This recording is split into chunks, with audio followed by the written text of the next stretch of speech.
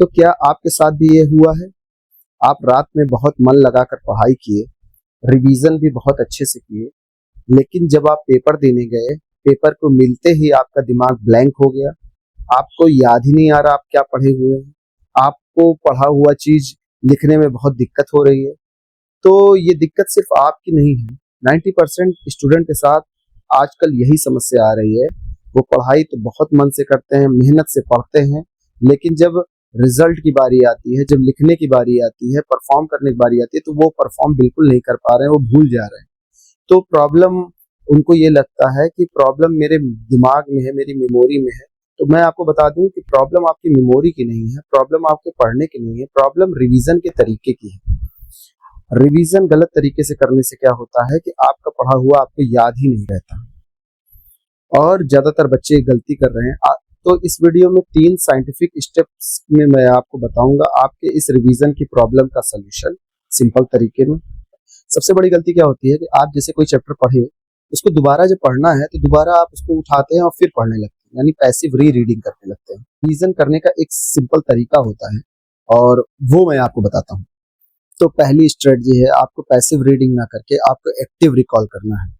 देखिए आप क्या करते हैं, जब रिवीजन की बात आती है तो आप किताब उठाते हैं और जो पढ़ा है उसको फिर से दोबारा आराम आराम से पढ़ना चालू कर देते हैं। लेकिन ये रीडिंग जो आप कर रहे हैं, ये किसी भी तरीके से रिवीजन नहीं है, ये एक तरीके से पैसिव री रीडिंग है। पैसिव री रीडिंग क्या होता है कि जिसमें आप जो पढ़े उसको दोबारा पढ़ते हैं।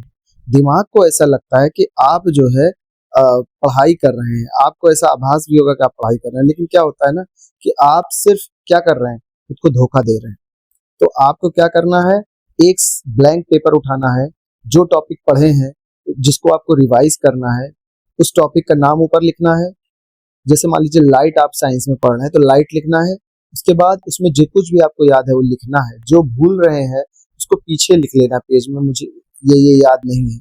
उसके बाद आपको किताब से उसको मैच कराना है। जो भूल रहे हैं आप वहाँ, इसका मतलब है आपकी लर्निंग कमजोर है, उसको आपको एक बार फिर से देखना है और फिर उसके बाद दोबारा उसको पढ़ के फिर से हमको रिकॉल करना है। जब ऐसा आप करेंगे 1 2 3 बार, तो आपका वो रिवीजन आपकी शॉर्ट टर्म मेमोरी से आपकी लॉन्ग टर्म मेमोरी में चला जाता है, और जब ऐसा होता है तो वो लंबे समय तक याद रहता है और एग्जाम में आप अच्छा परफॉर्म करते हैं।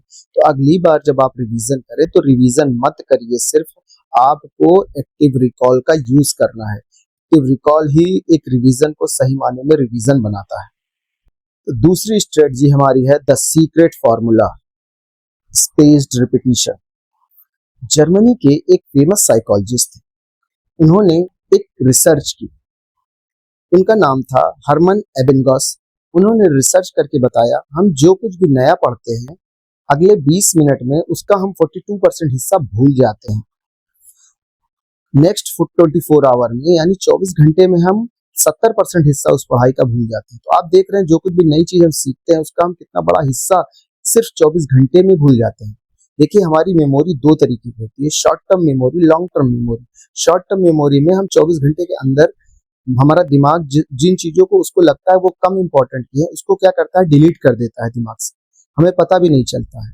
और जो लॉन्ग टर्म में चला जाता है वो लंबे समय तक हमारे दिमाग में रह जाता है। तो हमें क्या करना है, जो कुछ भी हम पढ़े हैं उसको शॉर्ट टर्म मेमोरी से लॉन्ग टर्म मेमोरी में कन्वर्ट करना है, और इसके लिए क्या करना है, हमको रिवीजन करना है।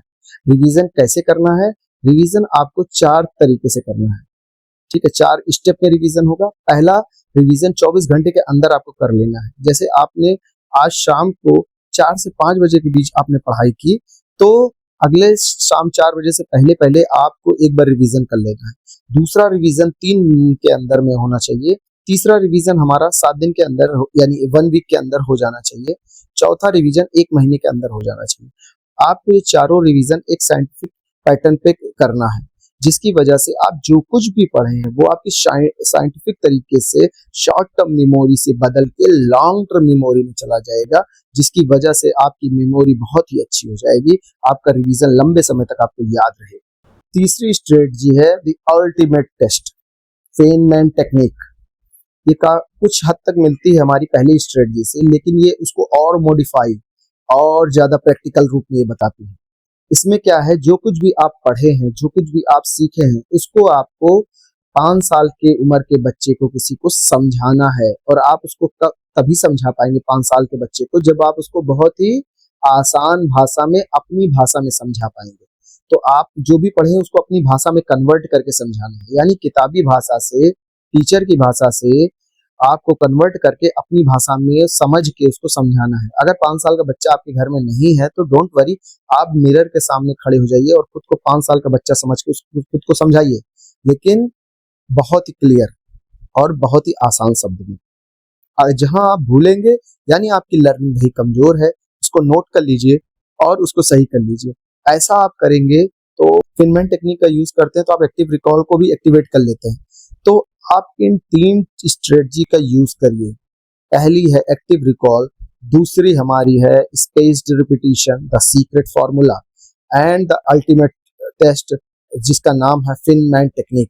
इन तीनों का आपको यूज करना है। पहला काम, जो भी पढ़े हैं किताब बंद करके खुद से सवाल पूछिए, ब्लैंक पेपर में जो भूल रहे हैं उसको लिखिए, फिर किताब से मिलाइए।